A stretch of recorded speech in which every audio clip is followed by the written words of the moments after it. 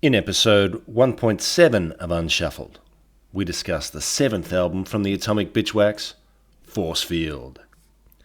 But first, here's our awesome intro music from Seven Planets.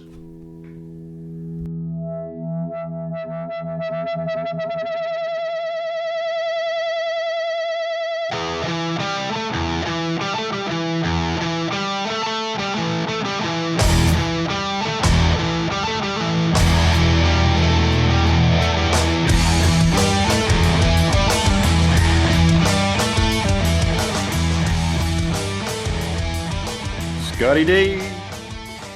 Matt, it's a lovely, beautiful day here. I got to say that. It's the first time the sun's come out since I've been here. A week ago today, we had a snowstorm. Now I'm in short sleeves and shorts. Look at me. Beautiful, beautiful stuff. And it's the night before Eid al-Fitr here, the big holiday in Indonesia, the religious holiday, and there's a lot of chanting going on in the background, so you might get a little bit of colour and atmosphere throughout this podcast, listeners. But how's the Bitchwax Fatigue going, Scotty? It was it hit like a brick when I remember when we ended our last podcast. I signed off by saying I was ready and I was going to jump straight into Force Field, and it took me 2 days before I could bring myself to listen to it. Yeah, we ended on a high there. You proclaimed that as your favorite album of theirs so far. Yeah, the Gravitron. I still hold on to that, by the way. Gravitron's still my favorite so far, but yeah, Force Field was it was harder to get into, but and we'll talk more about this when we get there. As I listened more and more, I enjoyed it more and more for what it is. I think it's a lot to ask of any band. I'm trying to think, even some of my favorite bands, bands that I grew up with, I can't imagine doing this and not getting some degree of fatigue along the way. It's, it is a lot to ask of a band, especially given the current circumstances. Well, in this one, I mean, we can jump into that part now, but this came less than 2 years after Gravitron, but it was also now 2/3 of the band are officially in Monster Magnet, right? Mm-hmm. Yeah. Right now, we're about ready to go 3/3 of the band. We're going to be full on just Dave Weindorf minus Weindorf. Anyway, so and this was also on the heels of I think like just a massive Monster Magnet tour. Mm-hmm. And so they were recording this and writing this while busy with their day jobs. Mm. And I think to some extent that's... Maybe they're sort of doing it behind Dave's back, Right. David, but I do think... What are you doing, fellas? Oh, nothing. No. Put the notes away. Jamming recording devices under pillows. It's so yeah. Anyway, there was definitely other things happening while they were recording this. Yeah. Now, I mean, we were expecting, we predicted that we would get the sequel to Gravitron here, and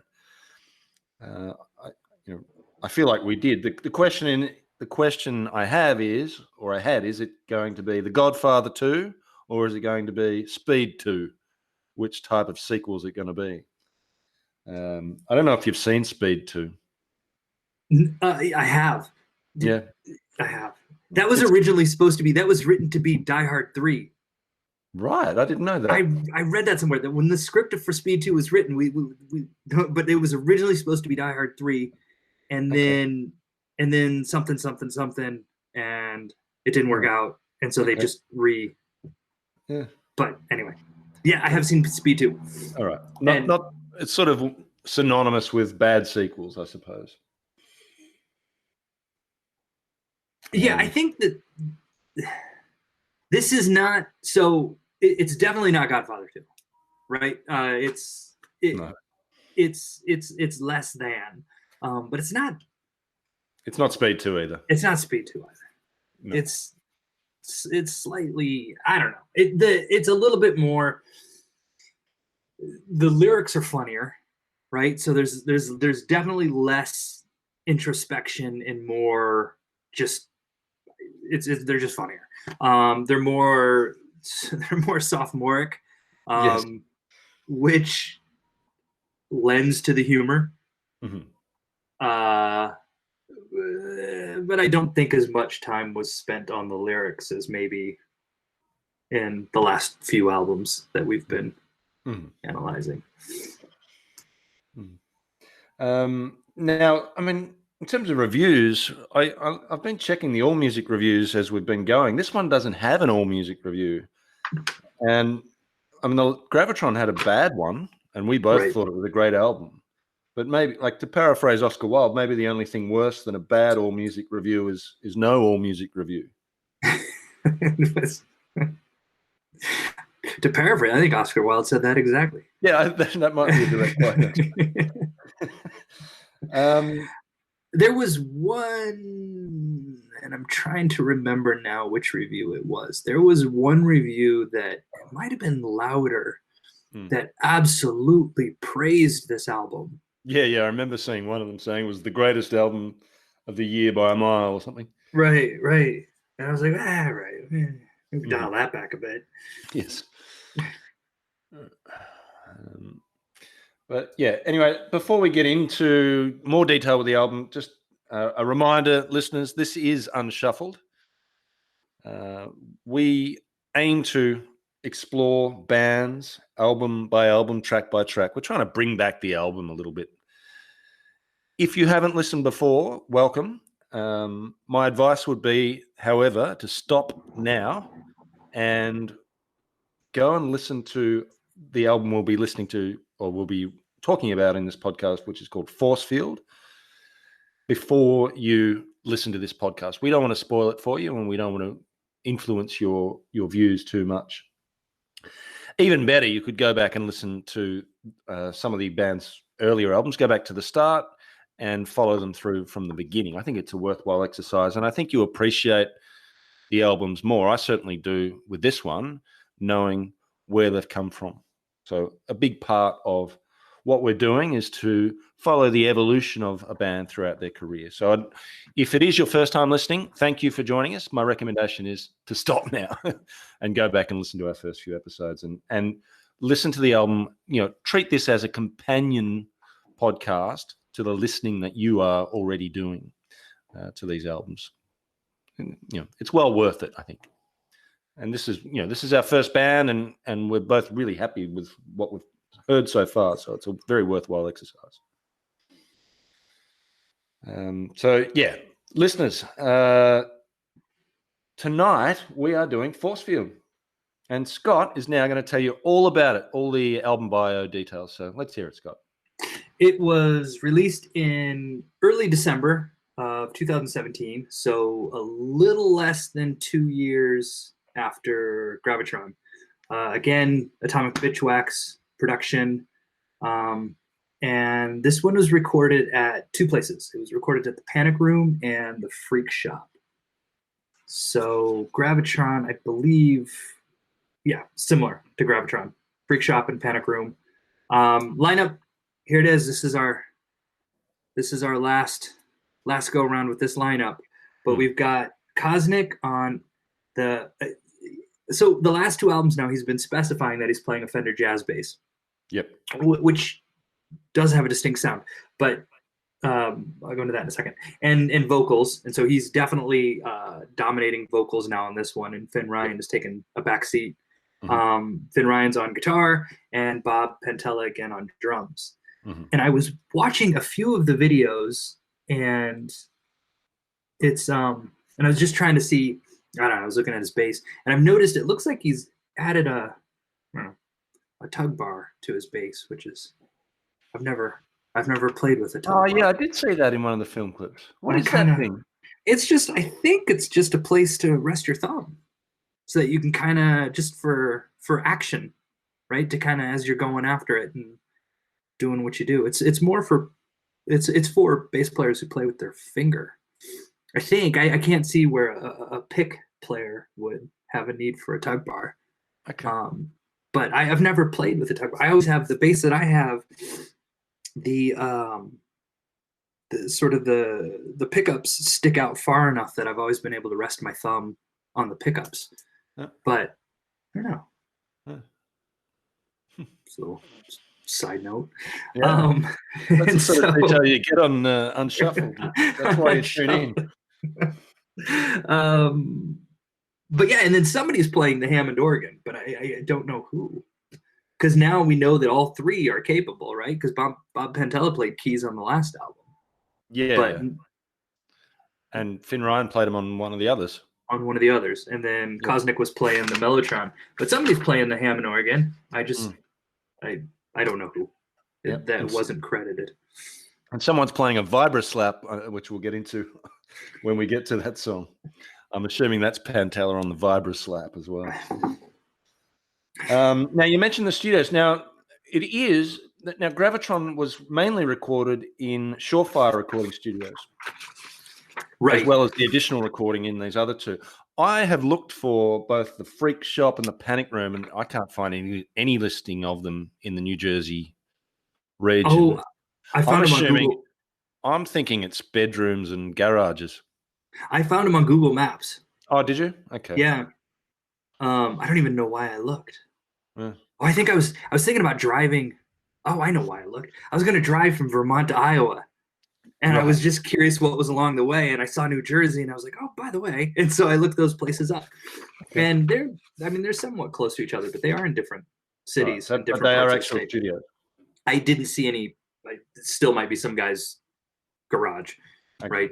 But it did show up on Google Maps, which is, and we'll get to this when we get to this. But that was, speaking of fictitious people, my initial thought on the fella that created the album cover was that he was fictitious, but you did a little bit more research he does exist. He does.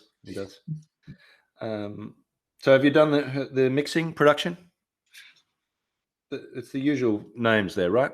Yeah, it is. It's I didn't write it down this time, actually. It's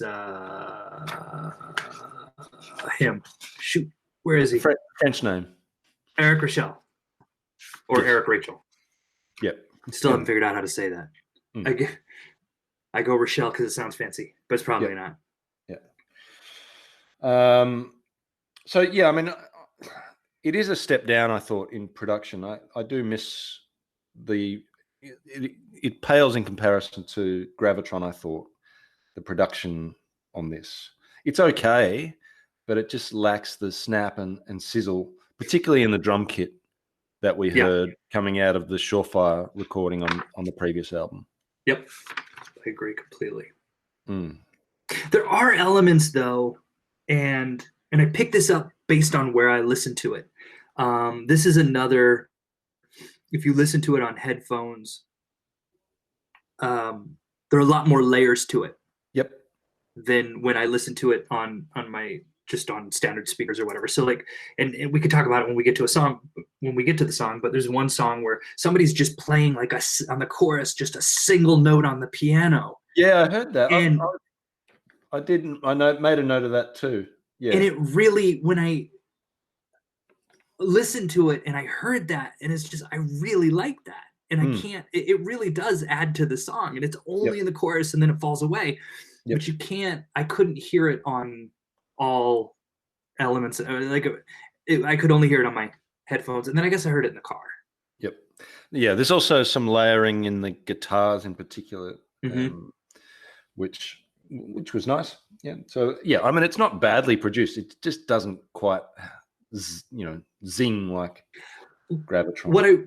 What I really wish, and I couldn't find, and I would like to see it for this album and Gravitron, some of the effects that they're using on these two albums. I want a rundown of the gear that they're actually recording with. I want to know, how are they getting these sounds? There's at least 3 songs where there's Finn Ryan has such a cool sound on his guitar when he comes in with the solo.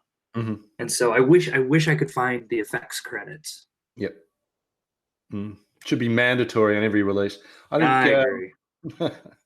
There's also a little hint of baseballs here and there, but we'll get into that too. Let's talk about the artwork.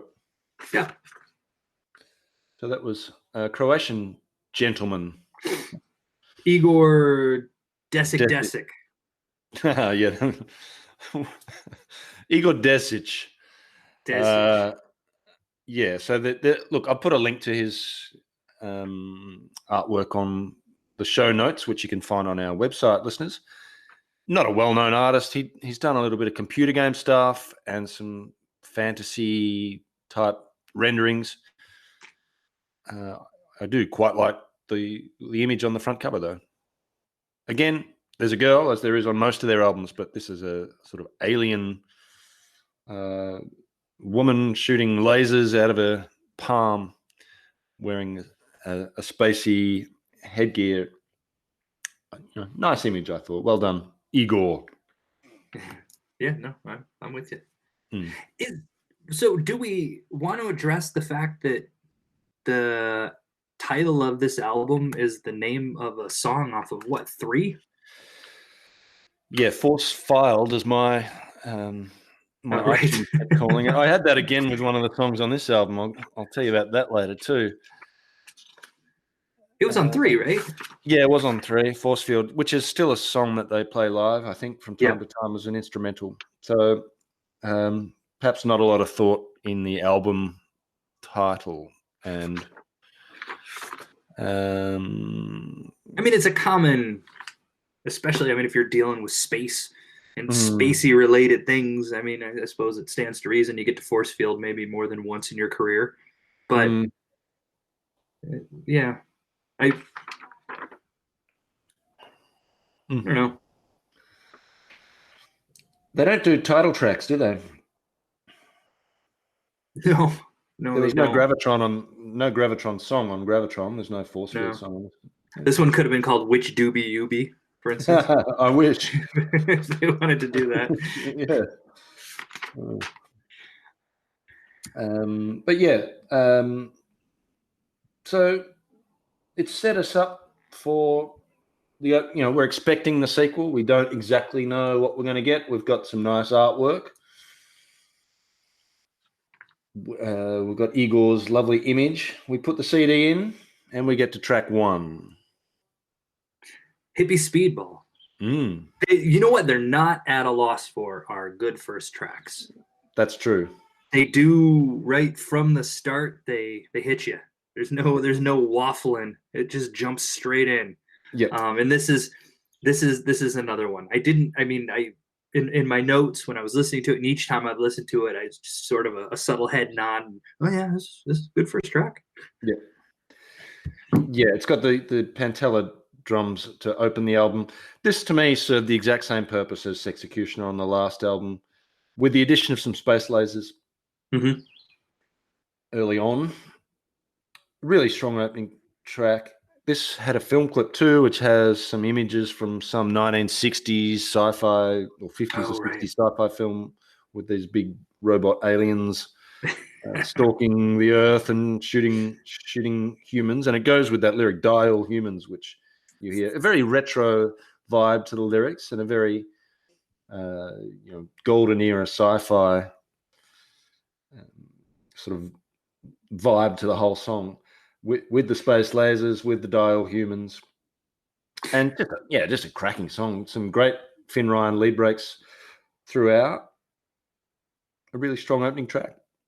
One of the reviews said, "Hippie Speedball. Thank God, more speedball and less hippie." Yeah, true. All right, fair enough. I had to look up what a hippie speedball is, and anyway, I learned something when I did. If you don't know, you might look it up yourself. But yeah, those lyrics aren't mentioned in the song either, I don't think. It's all, aliens and dying humans, and anyway, good song. I really enjoyed it. Which brings us to Earth Shaker, the second song, which is where that immortal line, "Which doobie you be," is sung. Had you ever heard that phrase before? Yes. Had you? No, I hadn't. I had to look that up too. So did you see the clip of where it comes from? Mm-hmm. Yeah. That I remember that it was on in reruns when I was growing up, but I remember watching What's Happening when I was growing up. And that's that when one of them, I can't remember which character, so went to high school with the Doobie Brothers and brought them back to play the prom. I didn't go back to rewatch it. I'm recollecting it from my own memory. And then I think it's Rerun that when he's just sitting chatting with one of the Doobie Brothers and he's like, "Which Doobie you be?" Yeah, it's really funny. So yeah, I was impressed with the clip that I saw. I wouldn't mind seeing more of that sitcom. It looked very funny. This starts with a goddamn as what was the song? It's All Right on the previous album. Yeah. And it reminded me a lot of It's All Right in a lot of different ways, actually. It has the on-beat sort of thrashy verses and then the off-beat choruses. So, yeah, really reminded me of It's All Right, perhaps a little too much. This album does a lot with the stop starts, where they kind of stop and then start up again. And this song really kind of kicks that off, where it really takes hold in this song, and it just keeps kind of going throughout the entire album. Yep. Yeah, I did notice that. It is catchy. Yep. It's a catchy song. it's And a nice song. I tried to figure out lyrically how which Doobie You Be fits in with and I have no idea how it fits into the rest of the song. I don't know either. But it's catchy. Yeah, I'm glad I heard it. And it does have some good Finn Ryan solos, including a double solo at one point, which, you know, we've already mentioned the layering. So there was an example of sort of two solos being played over the top of each other. Yeah, and a very catchy song. So I'm happy with the album so far, despite, the production's not quite there, but these are two strong first two tracks. Happy so far. We've got Alaskan Thunder next up. Here's what I loved about this song. The solo comes in and it feels like it needs to be played on a flying V. Like I feel like he needs to be right out in front of the stage on his yellow polka dotted flying V, just ripping through this solo. I like the solo. I like the way that it has a different sound to it than the rest of the song does. I also really like the vocal effects on this is the first song now that we're listening to where it's like, I just want to know, what effects are you using on the backing vocals here? Right. I like those effects. I like the melody that happens again. This song plays out with the stop starts, and I like the melodies that they're doing over those stop starts. Yep. Very tricky riff, this, especially for the bass player, and we know how good Cosmic is by now. But yeah, he's hammering away at the bass and singing at the same time. So very impressive. That layering in the guitar is back on this one. You know, there's 3 or 4 layers at times in this song. So there's plenty in this that's interesting. You know, the tricky riff, the technical nature of the song, and plenty to keep you coming back. You know, repeated listens reward you with this one as well. So another good song. We're off to a pretty strong start, really. I will say, you just made that comment about repeated listens. Initially, I think when I was listening to this the first couple times, it didn't really think much about this song.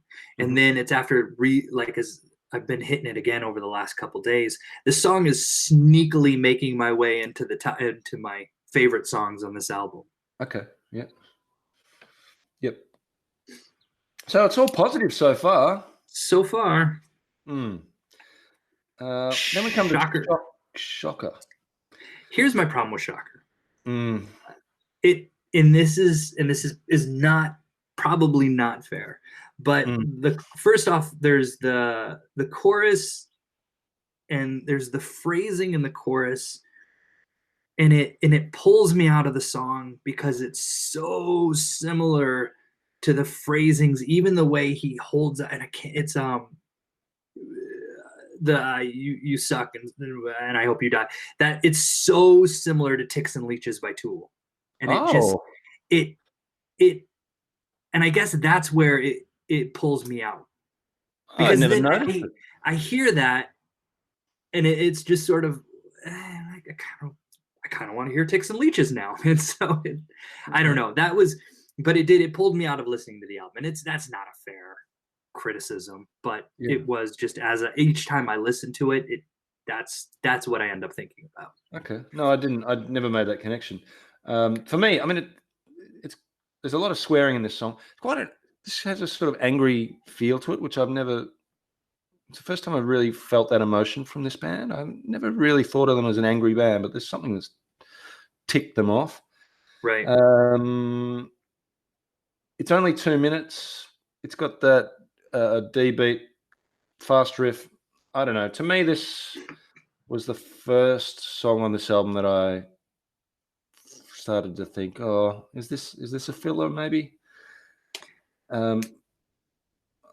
There's some layered vocals again. I mean, I just thought it was a pretty simple riff. There's not a lot interesting in this, and it's 2 minutes that I could do without. Probably have done without. Yeah, I mean, and plus, I don't know. Yeah, but it just didn't feel very bitchwaxy to have such an angry song either. So I mean, not that not that they're not allowed to have an angry song, but this is what they're angry about.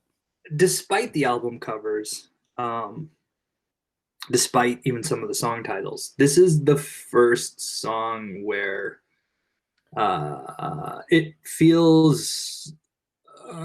He definitely feels angry, and it feels even potentially uncomfortably misogynistic. Right. Yeah. But this is the only song I think that I've gotten that feel from. This is also, I think, where the cool kind of speaker boxy old timey sound on the guitar solo. This is I think the first song on the album where that appears. Okay. I didn't listen to the lyrics closely enough to notice the misogyny, but anyway. But yeah, I didn't think much of it. So let's move on to Crazy. This is where that piano is, right? Yes, this is the one. Yeah. We're over the chorus, and it's that single note. They're just hitting it. Yeah. I quite like Crazy, actually. It's I don't know what you thought. Did you like it? Yeah, this is up there, and one of my. I think this is one of two that I was putting for my potential favorites. Yeah, I quite liked it. It's got some nice. There's a little bit of thought into some of these lyrics. Don't let the lonely fill you up. And that piano we've mentioned really adds to the song. There's quite a few layers throughout, and I love that big vocal effect where they're saying "woo." Is that the one at the end? It comes in a couple of times. Yeah, it's towards the end. Because there's that last vocal effect over Finn Ryan's guitar solo that I really liked too. Yep. There's a little bit of shaker. So there's plenty to keep you interested in this song. And that stereotypical view of craziness, which, that sort of crazy train, Ozzy Osbourne view of craziness. So I don't think they're saying anything in depth about mental health problems with this song, but still a fun and interesting song, I thought. I wondered if this was a Finn Ryan song, just because it felt like it could have fit on Thor. Right. Yeah, I hadn't thought about who wrote it. But yeah, I could see that. I could see that it's a bit more Finn Ryan in the music than our man Cosnick. Enjoyed it. I wouldn't go so far as to put it in my favorites. I've got a standout favorite on this that we haven't got to yet. I've got a song that I loved on this album. This wasn't it, but I did enjoy it. And then we get to track 6. Fry we get our died. Instrumental, finally. Yeah.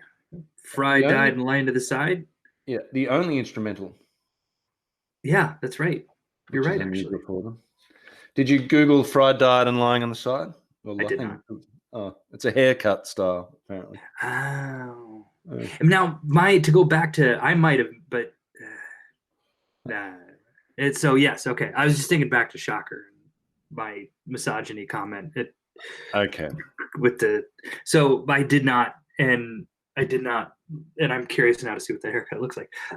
This one is probably, so remember last time I was talking about how which track was it? It was Warclaw being one of my favorite instrumentals. Mm-hmm. This is up there. Really?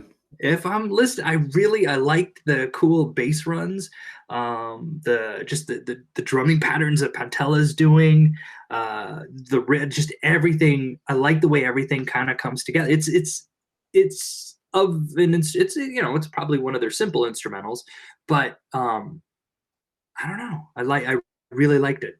I think I heard the bass the balls on this one. The bass balls is there for this one. Yeah, I wrote that down. And Cosnick's very busy, as he always is in their instrumentals. It's a very groovy song. Yeah, making use of that tug bar. Yeah, it's a worthy addition to the fine collection of Bitchwax instrumentals that we've heard along the journey. I didn't think it was anywhere near Warclaw or Down with the Swell, which I think was my favorite. But still really good, no problems with this. So yeah, up to this point, I've enjoyed it, except for Shocker. I've enjoyed this so far. What this run that we're about ready to start, tracks 5, 6, 7, and 8. These 4 songs, I like where they stand together. I like how they all even fit together. The middle of this album for me was I thought particularly strong, and I like the way this fit in.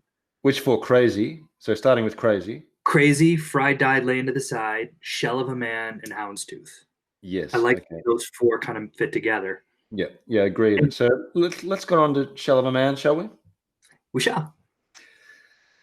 Because here we have a fantastic song, and this is my clear standout for my favorite song on the album. One of the things I'm going to force you to do, apart from keep doing this podcast, is to have a think about what your best of Bitchwax might look like. I already put it together. Good. Because, I've been putting some thought into it myself. And this song's on it. Shell of a Man. I love this song. This is the most metal I think they've sounded. You could take Cosnick's vocals out and put Rob Halford into this song. And it would fit perfectly. It's something new. They've never sounded this metal. And it got me thinking, how good would it be if they just did a metal album? Straight metal. I think that'd be an awesome metal band. Just give an extra bass drum to Pantella and set them off. But yeah, really metal riff. I thought this actually I would have liked as an album opener too. But this is a really cool song, and it's I love the vocal effect in the choruses. There's sort of 80s effect that comes in during the choruses. There's some great guitar work, a great, really metal shredding solo. They name check themselves at one point, so I'm always happy when a band name checks themselves in the lyrics. When they talk about 13, 14, 15 atomic bitches, I don't really know what they're singing about. I don't really want to know in case it ruins the song for me. I suspect maybe they're having a go at, I think there's a bit of irony in it. I don't think they're actually proclaiming themselves to be great, and I think they're making fun of someone in these lyrics. But I don't want to explore that too much. I just love the metal vibe to this, and I think it's a great song. I think that's a fair assessment if you take the bragging and then compare it to the title, right? Title Shell of a Man, and so this was also my second. This and Crazy were the 2 that are vying for which one's my top song. I love the vocal doubling on the chorus. You've already mentioned that. There's a really cool bass run that Cosnick is doing at the end of the song. It's just a wicked solo. And again, he brings in sort of that speaker boxy effect that I don't know what it is he's using. And then I also referenced the pseudo name check. I also enjoy this song. Yep. And the film clip's good fun as well. The film clips overall on this don't quite stack up I get the feeling they haven't quite thrown as much money into the film clips, just like I don't think they threw as much money into the production of this.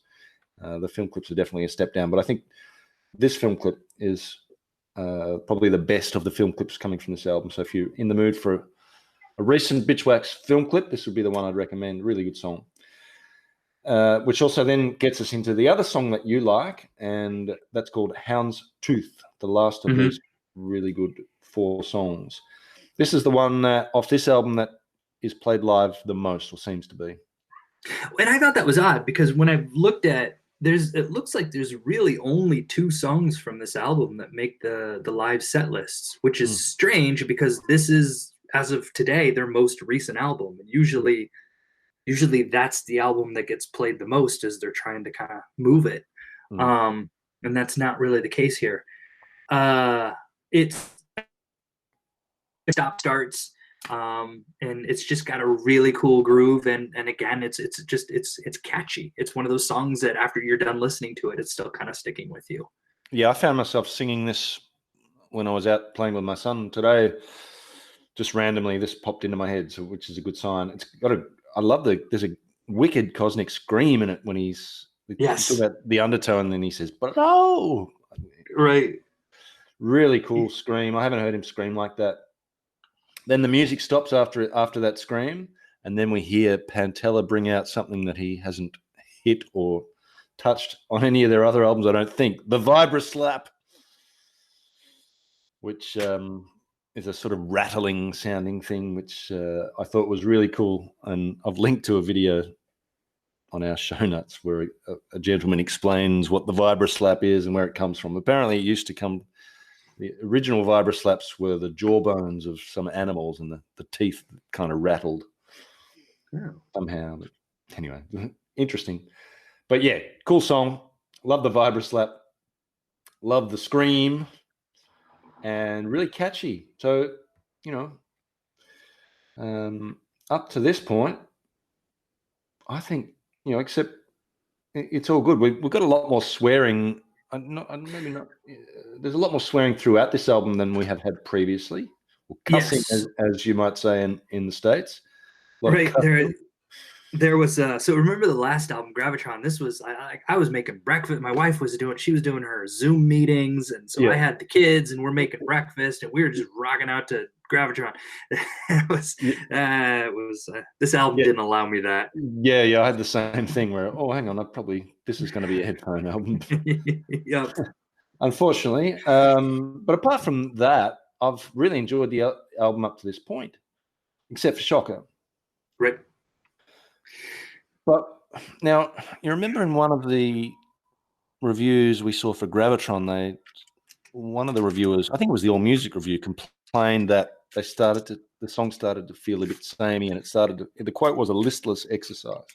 Right. And I disagreed with him for that album. Right. But at this point now, like if up to Houndstooth, I'm thrilled, but then from here on, I'm starting to get that phrase listless exercise starts to pop into my head a little bit for the next 3 songs in particular. I don't know how you feel about that. So this is exactly what I wrote in my notes. These 3 songs feel a little repetitive to me. For this next one, Tits and Bones, I wrote cool 70s sound to the song, but that's where it's Tits and Bones. I don't mean to lump them together. Humble Brag and Superhighway. I'm happy to lump them together because that's what I did. Yeah, I lumped them together. My notes for Tits and Bones were starting to feel a bit samey now, and meh. I mean, that's not a very nice thing to write. I'm sorry, Bitchwax. You've provided so much, and maybe it is that Bitchwax fatigue as well, starting to kick in here. Humble Brag, if you want to. I mean, anything more you want to say about Tits and Bones? No. So Humble Brag, or Humble Brad, as my iTunes has decided. Humble Bread? No, not bread. Humble Brad. Brad, the guy. Yeah. Do you know any Brads? I don't, but yeah. I just imagine this really nice guy called Brad. He's just oh shucks. No, I'm not that. Yeah, it's nothing. Now I downloaded this from Bandcamp, so that's where the title comes from. They misspelled it on Bandcamp. Anyway, it doesn't matter. Again, for that one, I wrote need a tempo change. We need a tempo change. That was a big eye opener for me. With this, one of the insights I had was you can have the same sound for a band, and most bands do, right? You're not changing instruments that much from one song to the next. The vocal, all the players are the same, but you need to vary the tempo, I think, more than anything. So these were the three songs where when I was listening to it, where I went back, I was like, wait, hang on, how long ago since the last album? And I found myself thinking, you didn't need 12 songs, right? Mm-hmm. I mean, they've made do with 10 songs on most of their albums, actually. Yeah. And so, I don't know. I felt this was where maybe, I don't know, like Superhighway. The only thing of these three, the only thing that jumps out at me is that on Superhighway, that cool effect on the solo comes back in again on Finn Ryan's guitar. Yep. Yeah, Superhighway was the best of the three. It's got a couple of nice, at least memorable things about it. The phased drum effect in the opening of Superhighway. Mm-hmm. I also like the fact that he's there's some spelling, but so AFRAID was, I think, the first lyric, but then I really knew JERSEY, so he sort of spelling in math. Whenever they do spelling in math in songs, it drives me crazy. I thought it was all right. I didn't mind it. I don't know many songs that do spelling or math. You got any examples? He does. Oh, there's math is 1 and 1 equals 2, or what is there's enough that there's too damn much. Okay. This is the second song actually on this album where he does spelling, and it didn't bother me as much the first time because it wasn't so. Where is it? I wrote it down. Shoot. I have it in my notes somewhere, and I'm not finding it. But this doesn't matter. I didn't pick it up the first time, so it didn't annoy me the second time. This is the second, but in this one, it was just like he was spelling to me his whole damn lyric sheet. I liked it. I didn't mind it. The song overall, yeah. I mean, those three. See, just take those out and give me one mid-tempo stomper. And or like a smoke screen, another instrumental, but a slower one, or just something to differentiate itself. These are all almost exactly the same length, like the 2-minute 50, same tempo. I really was worried coming into this podcast. I just trying to remember which one was which is not a good sign. No, I found on the last couple listens, I've just jumped from Houndstooth to Live a Little. Yeah, me too. And again, that's not a good sign either, right? No. And Live a Little, if we can jump into that. Yeah, speaking of repetitive, they've got their 4 lines that just get repeated over and over throughout the whole song. But yeah. I like the vocal phrasings. I like the stylings. I can completely forgive the lack of attention to giving any. And maybe this song, they said what they needed to say in those 4 lines. Yeah. And then here we have the Hammond organ, and I don't know who's playing it, but it's there. Yeah, I like that. I was kind of hoping for another Ice Age here, or Wreck You, a real something to really hang on to at the end of the album. Didn't quite get it. Well, I mean, definitely didn't get it. Nothing to anywhere near those 2 songs. It's still a good fun song though, and it is a little bit different in tempo and vibe to the 3 songs that preceded it. So it is much more memorable. And yeah, love the Hammond. I would have liked a few more songs like this. This song's totally an inside joke from on their friend Liv, isn't it? Right? There's, who knows? I don't know. I mean, the title, I don't know. They intentionally left the E off there. There's an inside joke there somewhere. Yeah. Well, if we ever hear from Koznick. Yeah, he hasn't got back to me yet. I'm still waiting. I'm sure we'll ask. He's just putting a lot of thought into his email. He doesn't want to rush. So he's crafting and recrafting. Yeah. So there it is. Yeah, we got to the end of that one. We got to the end of everything that they have released to this date. So well done, us. Well done, Unshuffled. And well done, listeners. And whoever you are in Virginia. Yeah. Thank you. Yes, we do indeed. So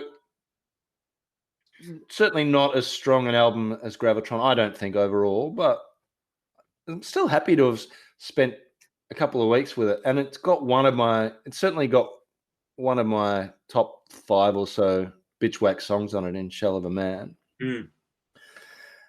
And that's one of the things, I've mentioned it before, one of the things I like about what we're doing is that we do get to spend some time with albums that in this modern world where you can just press a button and bring up any album you want, we're actually spending some time with albums that we might have just moved on from very quickly otherwise. Right. And I'm happy to have done it. You tagged this, I think, from the beginning, attentional listening. And this is, I agree. It does feel very much like that. Yep. And there are some layers on a couple of the songs that do reward repeated listens. There's some sensational playing throughout. There's some really good bass work as always, as there's always going to be when you've got Chris Koznick on the Fender Jazz. Finn Ryan's in good form still, I think. Pantella's an excellent drummer as always.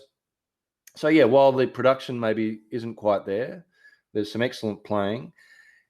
Yeah, it's just a shame it lost a bit of its lost its way a little bit towards the end, but so what? I mean, really, I guess my biggest complaint, and I don't like to complain because who am I to complain, but it does feel like they've stopped innovating and evolving a bit, which we haven't said in any of their previous albums.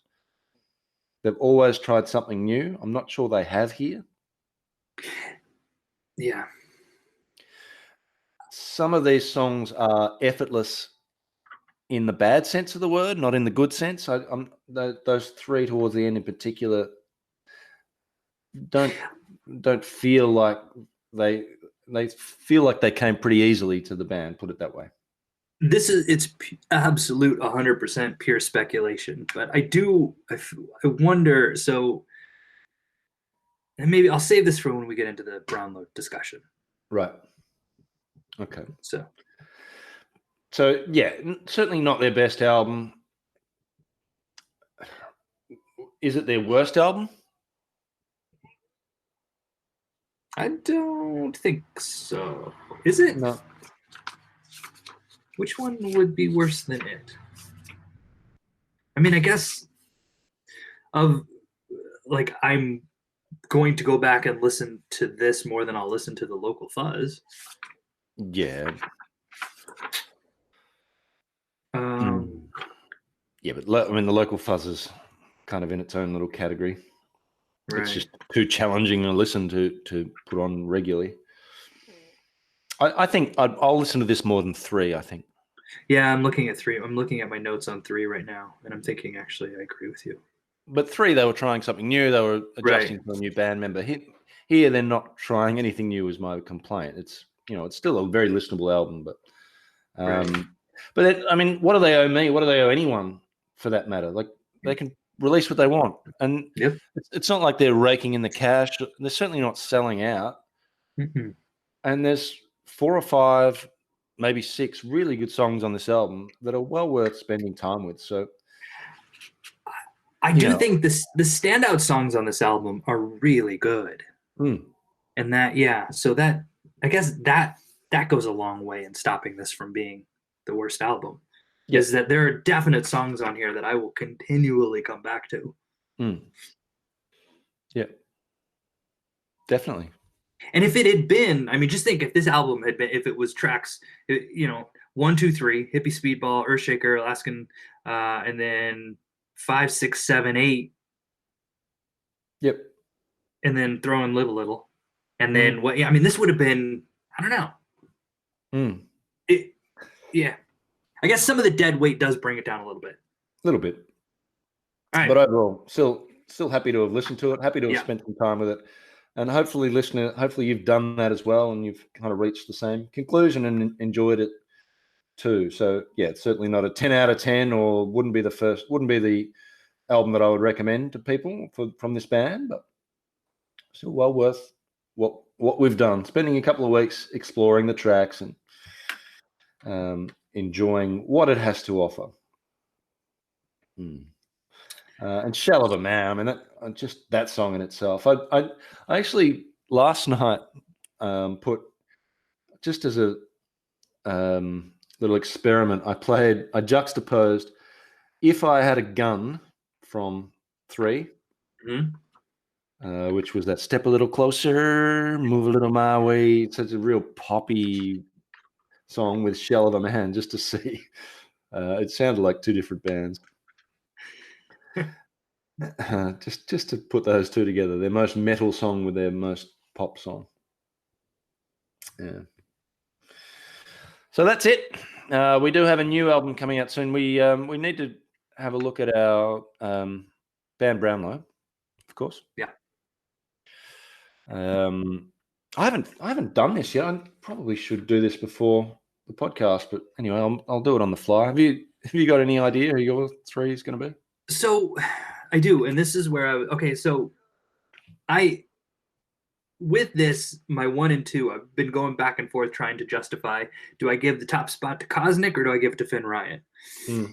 And I've gone back and forth. I've got band Brownlow notes crossed out, and they both go neck and neck each time. And the speculation that I have here, that I really like Finn Ryan's guitar solos on this album. And I found myself wondering, was this something where if in fact a lot of this was done during a Monster Magnet tour, was this Pantella and Cosnick kind of just getting together and jamming out riffs, and then sort of giving kind of those riffs to Ryan to kind of color over? I mean, I have no idea the process that was put into this. If that's the case, I think that like the layers and what Finn Ryan's done on this album, I really liked it. So then now, am I inclined to put Finn Ryan at the top because I know I'm losing Finn Ryan, right? So this is, and it's just sort of that nostalgia before nostalgia's really even kicked in. But if I view it in this idea that he's sort of coloring it all kind of in and shading it, and I'm gonna go ahead and give it to Finn Ryan, the top spot, and then Cosnick, and then Pantella. Yeah. Just looking through my notes. Yeah, Finn Ryan. I've written down that I like a lot of it. Those songs that I like, I think for every one I've written nice Finn Ryan lead breaks, nice solos, doubled solo, 3 or 4 layered guitars. So I've made a lot of notes about Finn Ryan throughout this album. Having said that, I think I'm going to still give it to Cosnick. Even though he's got an unassailable lead already, I'm going to just pile some more votes on him. It's his band very much at this point, and he's dominating the lyrics on this more than ever. Some really tricky riffs, we mentioned that, and he's playing the riffs on the bass as he so often does. Alaskan Thunder, Fried, Die, there's some great Cosnick work there. So yeah, as much for his creative and vocal inputs as well as his typically technically excellent bass playing, I'll give him the 3. Finn Ryan gets the 2 then. So I'm assuming you're going to give Cosnick the 2. You gave Cosnick the 2. I did give Cosnick 2.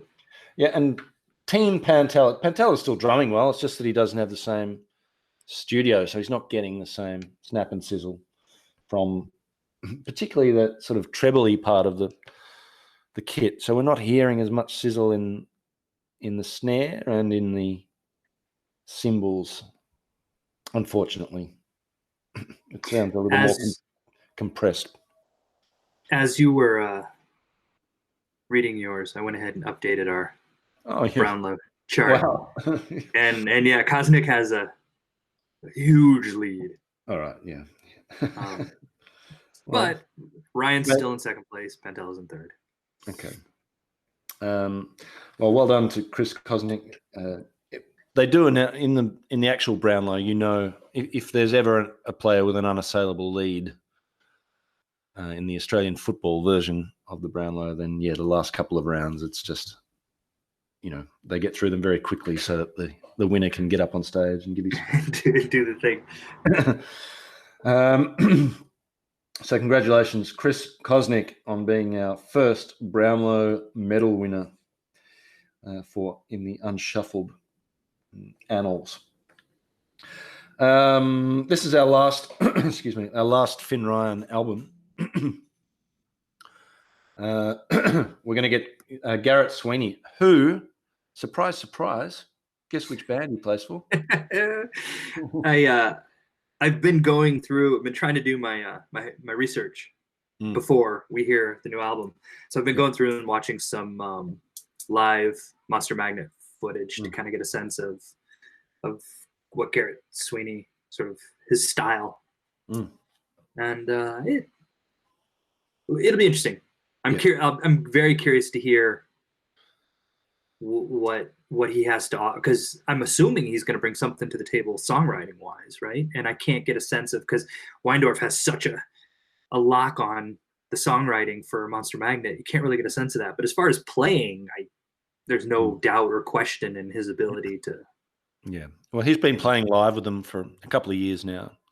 Yeah, and yeah, he's obviously a very good guitar player. Kosnick spoke about the fact that he has been influenced to some degree by playing the Monster Magnet songs for the last few years. It's given him an appreciation of, you know, some extra insights into songwriting that he claims will be evident on the new album. So I'm looking forward to hearing it. Hopefully it's something new, because I certainly don't want Gravitron 3. No. Have you heard anything that Finn Ryan has done since? No, there's a link to his departure announcement. I've checked his Twitter feed, and it's just full of UFO sort of conspiracy stuff.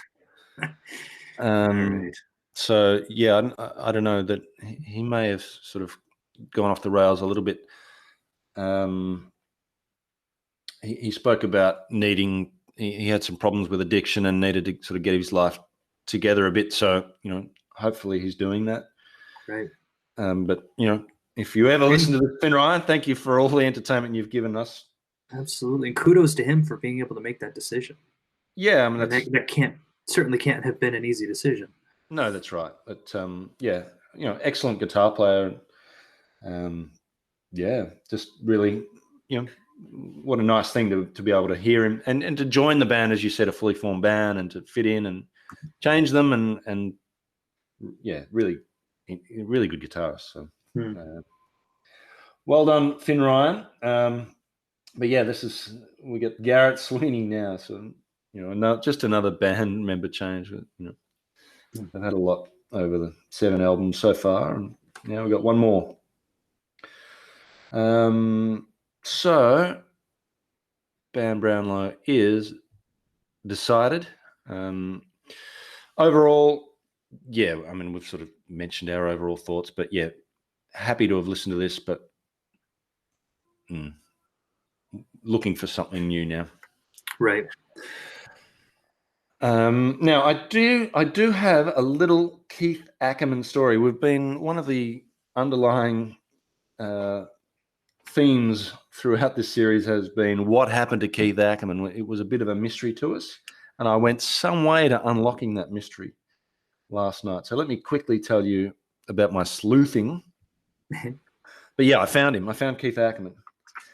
And the way I found him was I noticed I was looking at the video that you linked to of the band playing at one of my old stomping grounds, the Tote Hotel in Melbourne. They were playing, what's that one?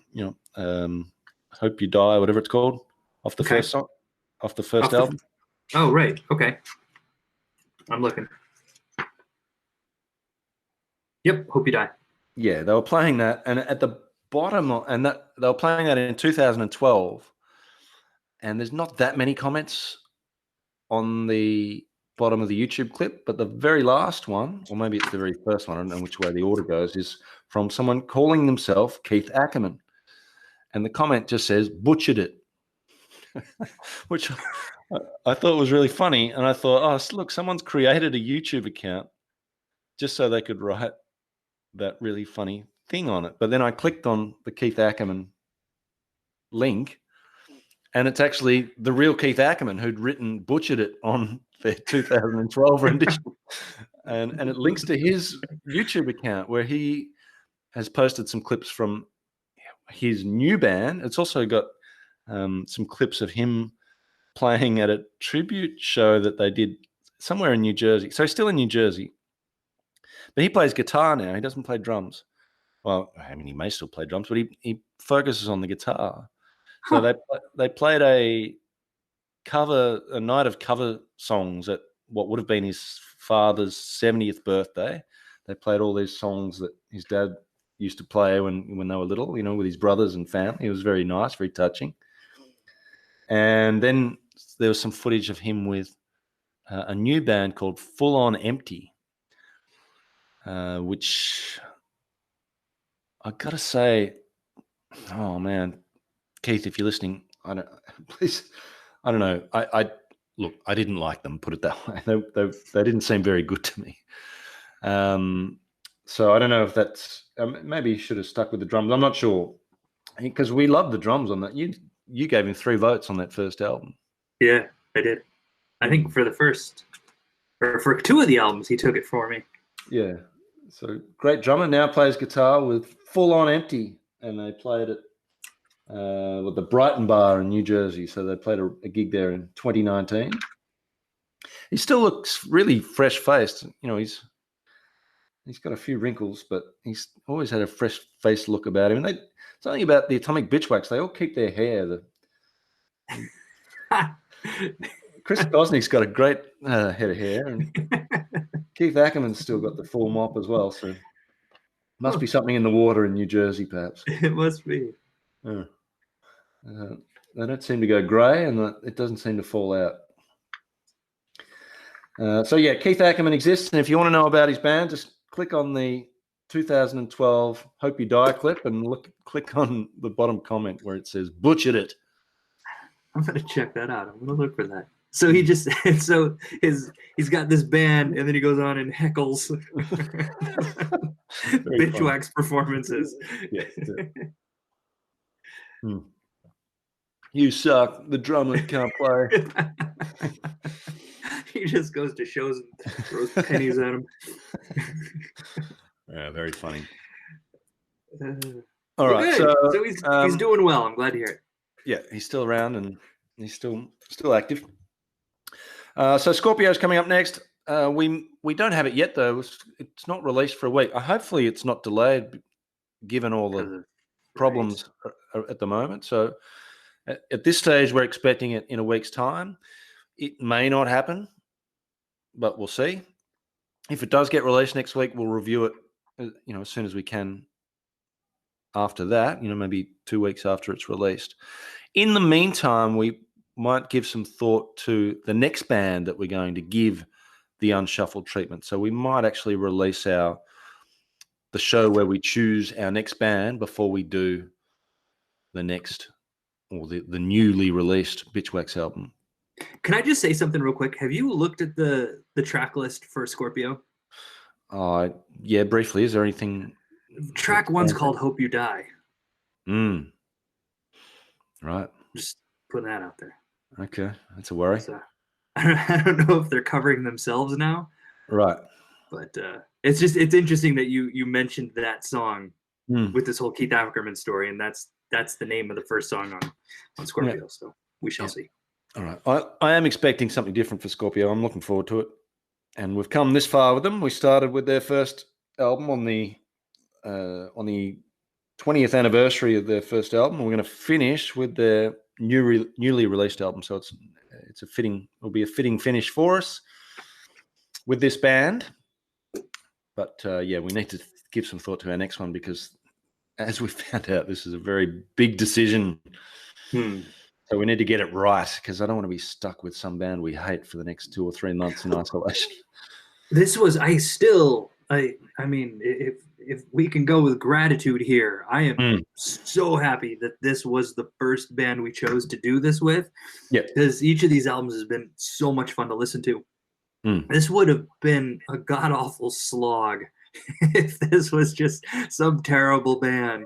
Yeah, absolutely. Yeah, there's not. I don't think there's many bands in the world that could have stood up to what we've thrown at the Atomic Bitchwax over the past few months. But the Atomic Bitchwax have handled it admirably. They've been great, and they'll always have a special place in my sort of musical pantheon going forward, given the circumstances we're in, given this is our, the first podcast, the first band that we've given the unshuffled treatment. So thank you, Atomic Bitchwax, for everything you've given us so far, all the entertainment that you've provided. So, a really good band and well worth your time if you haven't listened to all their albums yet. Please do so. Helping us get through the Corona days. Yeah, thank you. So we've got to get that next choice right. Yeah, I'm glad we didn't decide to choose some like I Hate God style, dirgy doom band. I just think this is not the time for that. No. The humor in the lyrics was hugely appreciated. Yeah, and it's picked me up. The band has picked me up so many times through what's been a difficult time for everyone around the world. But it's not easy, and to have a band like this, it's really helped. It's really helped us, So thank you. The other people we need to thank, of course, are Small Stone and Seven Planets. The album's called Explorer. The track that you hear at the opening and a little bit at the outro is called Vanguard. So thank you, Small Stone, and thank you, Seven Planets. Chase that up if you haven't already. You can contact us. Our website is unshuffledpod.com. You can find all our show notes and past episodes there. We're on Twitter at unshuffledpod. You can write us an email, as Mr. Kosnick's probably going to do in the next few days, unshuffledpod@gmail.com. So please, reach out. Let us know if you've listened to any of these albums, if you enjoyed them, if you had similar thoughts to us, or if you disagree. We'd love to hear it. And we'll certainly give you a shout out on the podcast. Thanks, everyone. Thanks, Scott. Thank you, Matt. Thanks, everybody. Hello, Virginia. Hello, Virginia. And hello, world. And keep listening. And, who knows when you're listening to this? You might be listening to this in 2025, but hopefully we've inspired you to come along this journey with us and enjoy everything that this great band has had to offer. We've got one more to go that in our time now hasn't been released. So stick with us for that and join us as we choose our next band to get the unshuffled treatment and continue on this journey into musical intentionality. Thanks, listeners. Until next time, thank you.